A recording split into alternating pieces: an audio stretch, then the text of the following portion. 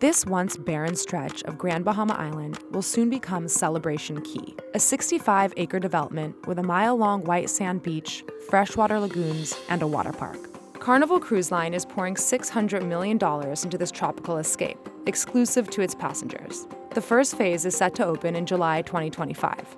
It's part of a growing trend of private islands and destinations, owned and operated by cruise lines themselves. It makes a lot of economic sense for them. They're able to keep the passengers on the ship within their own ecosystems. But experts worry these developments drain local tourism, pulling profits from small businesses. This is the economics of the private islands of cruises. For cruise passengers, access to these private destinations is free.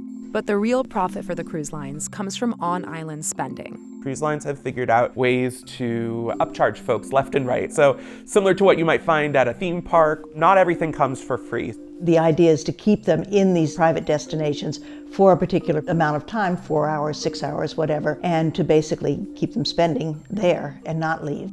Take MSC's private island, Ocean Key. While there are free food options like a food court and a barbecue buffet, specialty shops cost extra, like the ice cream parlor. And standard beach access comes with a cruise ticket. But cabanas can range from an extra $278 to $422, or even more depending on season and location. And all this keeps money within the cruise ecosystem. If a cruise ship goes to another port and just lets people out, they're going to visit other businesses, and that's money that the cruise line is not making itself. Whereas if they go to the private island, the passengers get off the ship, and when they buy drinks, buy food, buy souvenirs, that's money that the cruise line itself is directly making. And it's paying off. Perfect Day at Coco Cay cost Royal Caribbean over $250 million in renovations. But a UBS analysis estimated the island was on track to generate an additional $100 million in annual profit based on its first few months. And the same analysis estimates that Carnival's Celebration Key could generate around $150 million in profit in its first full year. It's expected to become Carnival's most profitable private destination. But critics are concerned about the rise of these private locations. Over the past decade, at least 4 new private destinations have opened, with even more under construction. The more and more we see these islands built out, the less we'll see ships visiting more traditional ports. Historically, Caribbean countries have generated revenue from cruise tourism through several channels.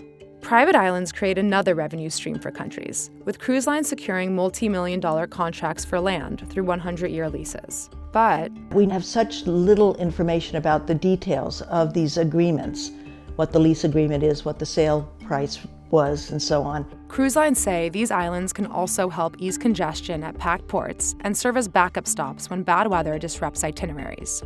But critics argue that private islands cut into previously reliable revenue streams, like passenger spending in ports and local job creation. The communities and the businesses that have come to rely on the money that comes in when cruise ships dock and hundreds, if not thousands, of passengers get off, that money might dry up and instead go to these private islands. Restaurants are not getting the businesses they used to get, the souvenir vendors and so on. Experts also worry that private islands could allow companies to bypass traditional port fees and taxes. All of these traditional avenues of flowing into the Caribbean economies are either totally curtailed or limited by the private islands. But the Bahamian Ministry of Tourism says that cruise passengers who only visit private islands actually pay a higher passenger tax.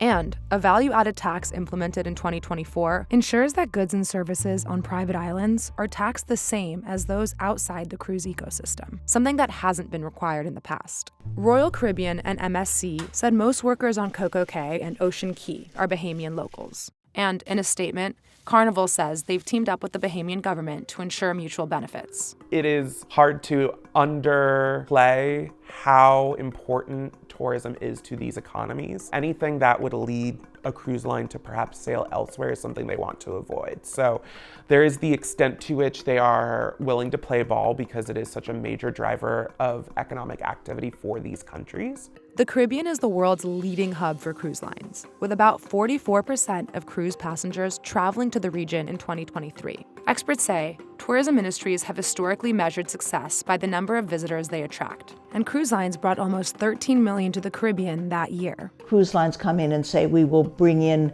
so much investment, we will create so many jobs, and so on, and they give them very large sounding numbers, and we will increase the number of visitors coming to your country. And they oftentimes present what, when we're able to check them, oftentimes turn out to be very rosy and unrealistic figures to the country that they're negotiating with. But with the success of private destinations in the Caribbean, cruise lines are expanding to new locations worldwide. Royal Caribbean's upcoming destination, Perfect Day Mexico, is slated to open in 2027. I really do think it's an idea that cruise lines are going to export to other markets, and some of those will be successes, some may not be, but I think to the extent that they can create these closed ecosystems, they're going to try to see if that will work in a different market because it's been so successful in the Caribbean.